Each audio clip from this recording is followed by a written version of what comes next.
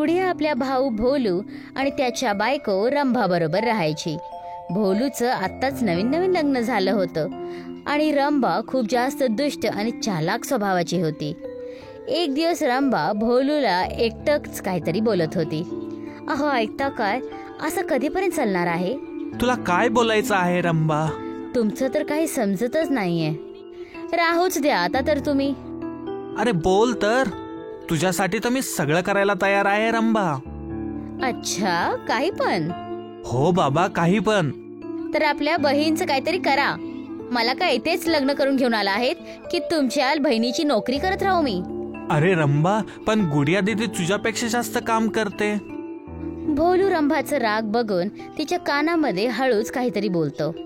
पण तुला ही गोष्ट आतापर्यंत माहित नाहीये, पण माझ्या वडिलांनी अर्धी संपत्ती गुडियाच्या नावावर केली आहे. त्यांना असं वाटलं की गुडियाला गोद घेतलं आहे तर तिला हक्क नाही भेटणार आणि परेशानी होणार. ह्याचमुळं जमीन आणि संपत्ती पहिलेच वाटल्या होत्या, तर अर्ध घर दीदीच चालवत आहे. तर त्यामुळं तिच्याबद्दल असं नको बोलत जाऊ. ऐकता काय, तुम्ही आताच बोलला होता की तुम्ही काही पण करू शकता माझ्यासाठी, है ना? हा, बोललो तर होतो. सांग, काय पाहिजे आहे तुला? ठीक आहे, सांगते. रंभा भोलूच्या कानामध्ये काही गोष्टी सांगते आणि भोलू चकित राहून जातो.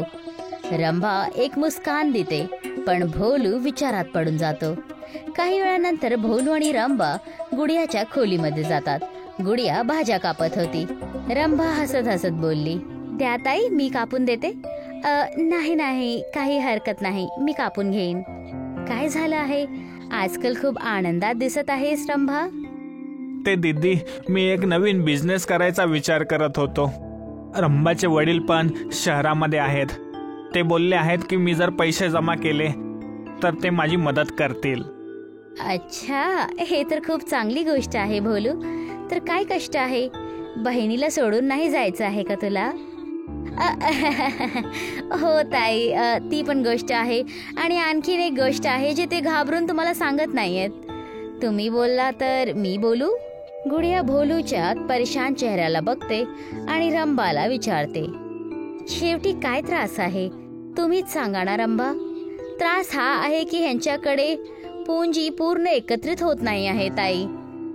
ह्याने विचार केला की हे आपली जमीन विकून पुरी करतील, पण असं नाही होत आहे. अच्छा, किती पैशांची कमी होत आहे? अब तक बस अर्धे पैसे जमा झाले आहेत. माझ्या नावाने पण पाबानी एवढीच जमीन ठेवली आहे. त्यांची बनवलेली जमीन तर मला विकायचं तर नाहीये, पण जर काय भोलूच्या कामाला येईल तर मला काही संकोच नाहीये. रंभा सफल झाल्यानंतर हसायला लागते आणि दोघे नवरा बायको गुडियाचे साईन घेऊन काहीच दिवसांमध्ये सगळी जमीन विकून टाकतात.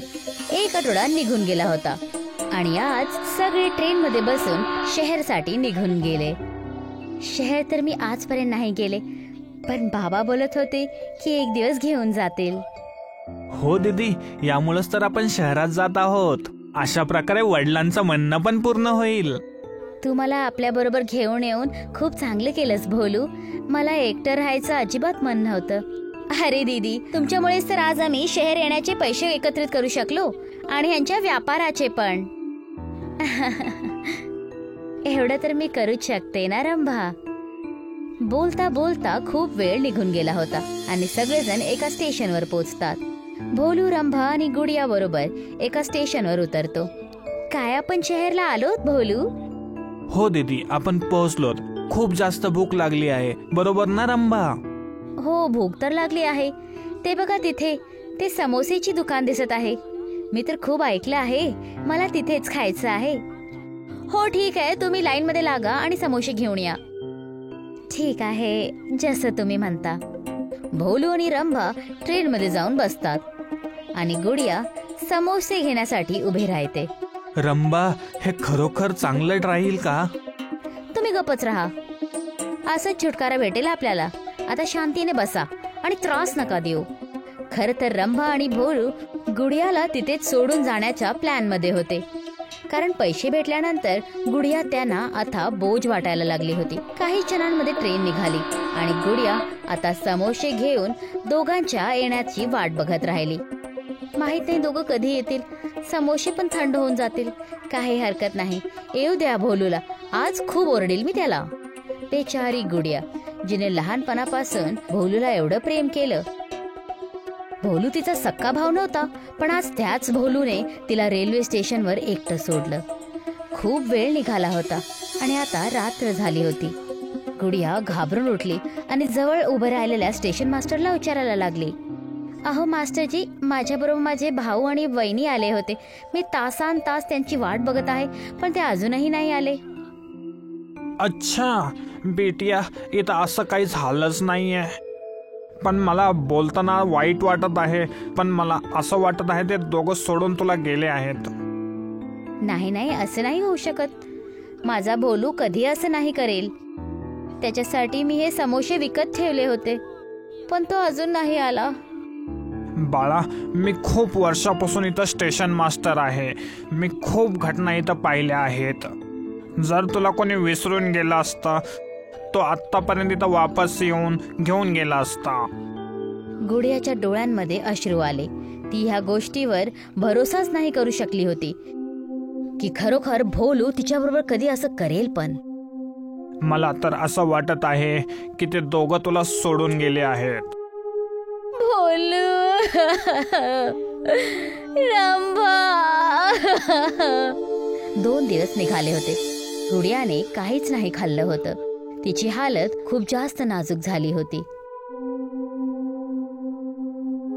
स्टेशन मास्टरने तिची ही हालत बघितली आणि तिच्यासाठी भेलपुरी घेऊन आले. बाळा, तुझ्याच वयाची आज माझी मुलगी असली असती, जी लहानपणीच हरवली होती. मला तुझी दिक्कत बघावं वाटत नाहीये. तू असं कर, माझ्या घरी चल आणि हे घे. खूपच चांगली गोष्ट आणली आहे, खाऊन तर बघ. माझं मन नाही आहे मास्टरजी, मला काहीच समजत नाहीये. चल, थोडं खाऊन घे. माझी बायको खूप चांगलं जेवण बनवते आणि स्टेशनवर बसून राहणं तुझ्या तब्येतीसाठी चांगलं नाहीये. गुडियाचे डोळे आता भिजलेले होते आणि तिला काहीच नाही समजत होतं. पण तिने जसंच भेलपुरी खाल्ली, तिचं मन काहीतरी चांगलं झालं. चांगली आहे. चल बाळा, आता घरी चल. मी माझ्या बायकोला पहिलेच सांगितलं होतं की ती तुझ्यासाठी काहीतरी बनवून ठेवेल. गुडिया स्टेशन मास्टरच्या घरी जाते. ती तिथे त्यांच्याकडून आणि त्यांच्या बायकोला बोलते, मला हे नको आहे की मी रोज ह्या घरी पैसे न देता मी खात राहू. कृपया मला काही काम द्या मास्टरजी. बाळा, स्टेशनवर माझी एक दुकान आहे. तू त्याला स्वतःला पाहिजे तसं वापर. जे बनवून विकायचं आहे विक. हा बाळा, मी पण तुझी मदत करत राहील दुकानामध्ये. शेवटी मला दिवसभर कायच काम नसते आणि घरी एकटेच राहते. मला खूप वाईट वाटत होतं. ती भेलपुरी खाऊन माझं मन काही बरं झालं आहे. मी पण तीच विकणार. ठीक आहे बाळा, आमच्या दोघांचा पूर्ण साथ तुझ्या बरोबर आहे. काही दिवस गेले होते आणि गुडियाची दुकान आता चालायला लागली होती. गुडिया भेलपुरी एक नवीन अंदाजामध्ये बनवत होती, चटण्यांना मिळवून. या चटणी भेलपुरी खा. तिखट, आंबट, गोड जसं पण खायचं आहे तशी भेटेल. लोक जण लाईन लावून उभे होते. काहीच दिवस झाले होते, पण भेलपुरीची दुकान खूप चांगली चालत होती आणि स्टेशन मास्टर आले. बस काही दिवस तर झाले आहेत आणि तुझं दुकान तर खूप चांगल्या प्रकारे चालू आहे बाळा. जर असंच चालू राहिलं तर खूप मोठे व्यापारी बनशील तू. तुम्ही पण बाबा. पापा. हे ऐकून स्टेशन मास्टरच्या डोळ्यातून अश्रू आले आणि त्यांना वाटलं की गुडियाने त्यांना आपल्या आई बाबांना स्वीकार केला आहे. तू आता आमचीच पोरगी आहे गुडिया.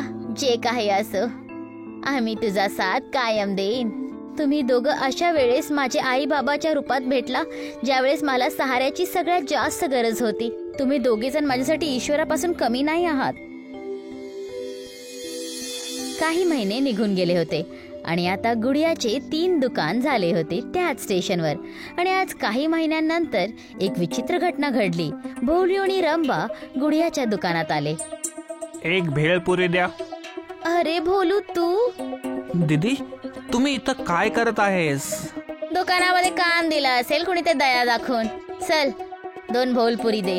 हो, घेऊन येते. दोघे जण भेलपुरी घेऊन खात खात बोलायला लागले. चला, आता तर तुम्हाला वाईट नाही वाटणार ना?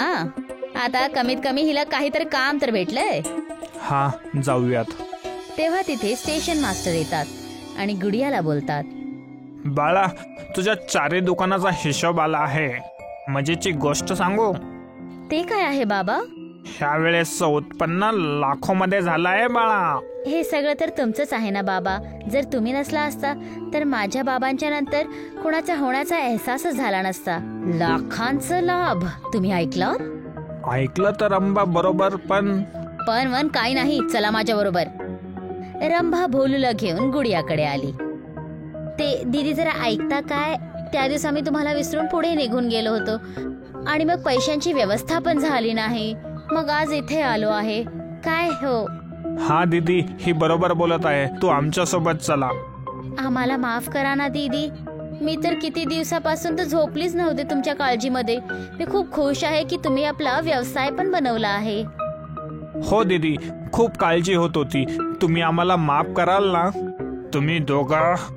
नाही बाबा, अनोळखी लोकांची काय राग आणि भोलू ह्याच्यामध्ये माफ करण्यासाठी काहीच गोष्ट नाहीये. तू ज्या पण कारणामुळे माझ्याबरोबर असा केलास, या कोणाच्या तर बोलण्यात येऊन असं केलं आहेस, तर खरं तर हेच आहे की मास्टरजी पेक्षा जास्त आपलं आता ह्या दुनियामध्ये माझं कोणच नाहीये. दीदी ऐका तर. आशा आहे तुम्हाला भेलपुरी आवडली असेल. परत नक्की या. रंभा आणि भोलूची आवाज त्यांच्या गळ्यामध्ये अडकून राहिली. दोघे जण हताश होऊन तिथून निघून गेले.